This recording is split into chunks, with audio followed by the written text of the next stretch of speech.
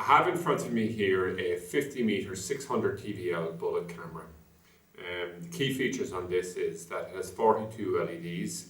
It has a varifocal lens, 2.8 to 12 millimeters.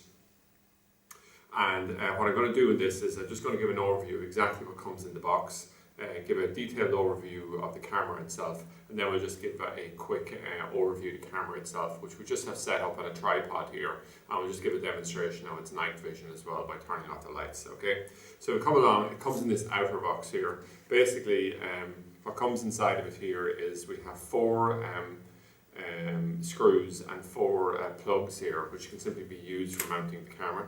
If we look at the camera itself, what we can see is we have a base here, which gives us rotation, and also we can see the 4 marks here we can use for mounting this directly onto a wall.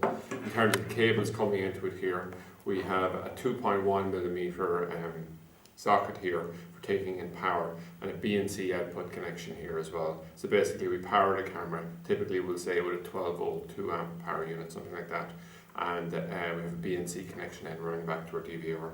If we come along and look at the front of the display here on the camera itself, we can see the LEDs. We have a weather cover here, which simply slides over and back like this. And then we have 2 adjustments here, one to adjust the zoom and the other to adjust the focus. Okay, so it's a pretty neat camera in terms of its overall design, and it's pretty popular. We have a range of bullet cameras, just one, and it sits inside that range.